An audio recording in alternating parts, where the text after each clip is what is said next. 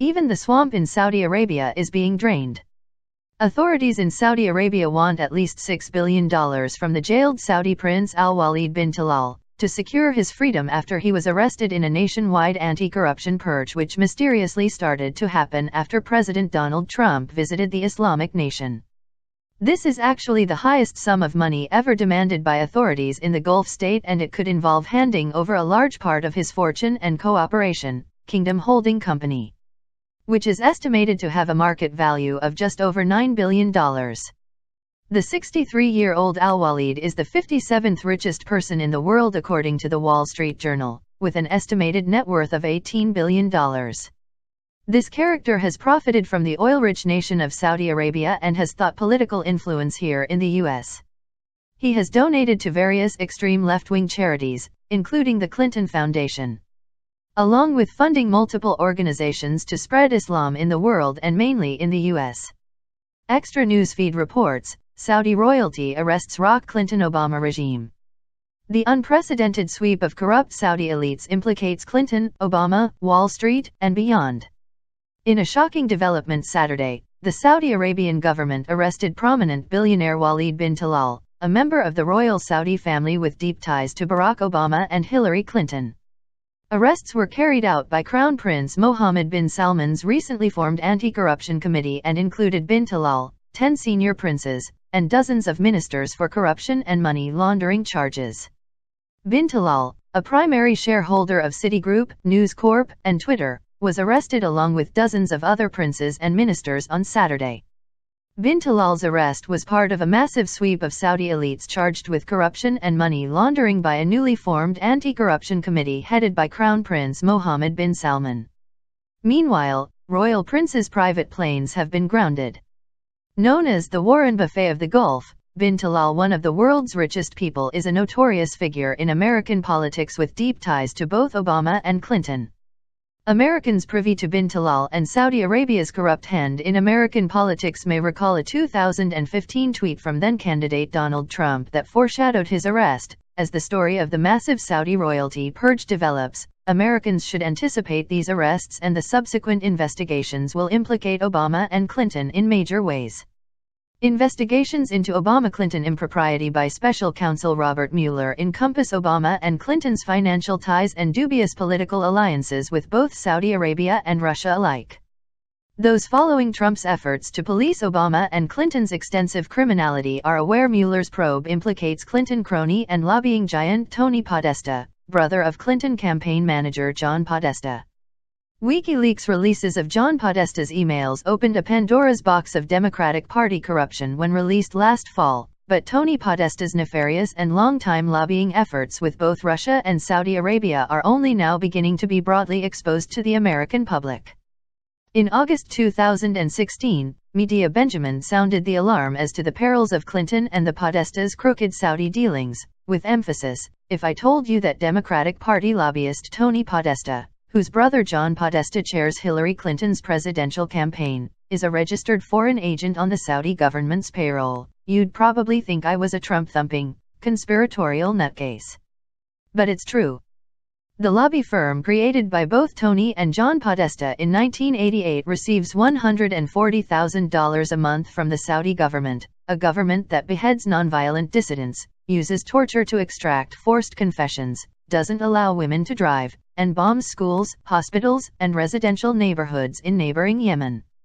The Podesta Group's March 2016 filing, required under the Foreign Agents Registration Act of 1938, shows that Tony Podesta himself oversees the Saudi account. At the same time, Tony Podesta is also a top campaign contributor and bundler for Hillary Clinton. So while one brother runs the campaign, the other brother funds it with earnings that come, in part, from the Saudis. Those familiar with the Citibank cabal that assigned Obama's cabinet prior to his election would also recognize bin Talal's name, for his and Citibank's instrumental role in the Obama administration's decimation of the middle class. Pam Martins warned us back in 2012, additional emphasis added. Citigroup was showing serious strains in 2007, but the meltdown came the week of November 17, 2008. On Monday, the firm called a town hall meeting with employees and announced the sacking of 52,000 workers. On Tuesday, November 18, Citigroup announced it had lost 53% of an internal hedge fund's money in a month's time and that it was bringing $17 billion of off-balance sheet assets back onto its balance sheet. The next day brought the unwelcome tidings that a law firm was alleging that Citigroup peddled the MAT 5 fund as safe and secure, then watched it lose 80% of its value. On Thursday, Saudi Prince Walid bin Talal, a major shareholder, stepped forward to reassure the public that Citigroup was undervalued and he was buying more shares. The next day the stock dropped another 20% to close at $3.77. All told, Citigroup lost 60% of its market value that week and 87% for the year to date. Now here is where you need to pay close attention. Just 1 month prior to the stock meltdown, the U.S. government, through its Troubled Asset Relief Program, TARP, had injected $25 billion into Citigroup on October 28, 2008. With a market cap of $20.5 billion on Friday, November 21, 2008, the U.S. taxpayer effectively owned this company lock, stock and barrel. The Treasury and the Fed knew exactly whose interests they were protecting. Just 11 months earlier, Citigroup had publicized a capital raising of $12.5 billion in convertible preferred stock in a private placement, meaning the full details were not released to the public.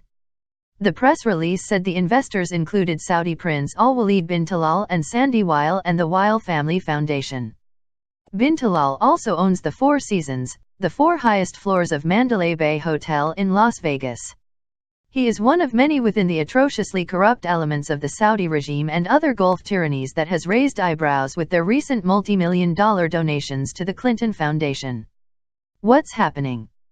Given the media moguls arrested in the Saudi sting and the American media's allegiance to the Clinton-Obama regime, little is being reported on the implications the arrests have on current events in American politics. Orders for the arrests came from the new Anti-Corruption Committee headed by Crown Prince Mohammed bin Salman. Bin Salman, 31, is seen by some as a principled young leader troubled by the convoluted international corruption he inherited within his government. Given his struggle with the corrupt and commingled opposition causing strife in his and our respective countries, Trump may have sought common ground on a recent visit. Bin Salman's rise may allow Saudi to accelerate a recent plan to reduce the kingdom's reliance on oil, which includes the partial privatization of state oil company Aramco. Trump has recently pitched for Aramco to be listed on the New York Stock Exchange, a move that would boost the Saudi Arabian economy.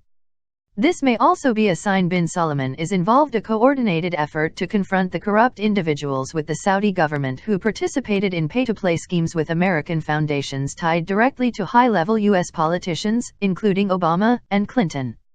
Given the high-profile nature of the Saudi royalty arrests, pressure increases on American law enforcement in Trump's administration to follow through with indictments and arrests of the Obama-Clinton regime officials involved.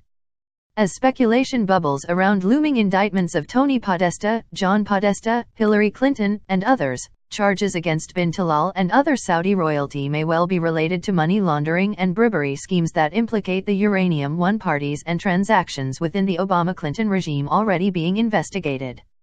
We have more natural gas in our nation than Saudi Arabia has oil. We could single-handedly be as rich as Saudi Arabia. But the likes of hacks such as Al Gore, who profit out of the ignorance and sheer stupidity of others, have made it so we can't even touch our reserves. All because of the myth that is global warming, or as it's called now, climate change. I have always believed that interests from abroad have paid off our politicians so well that they serve as voice pieces for asinine myths in order to keep the United States of America in debt and at the mercy of nations such as China and Saudi Arabia. It's how they come into a job making $150,000 a year and come out 20 years later with a net worth of over $100 million.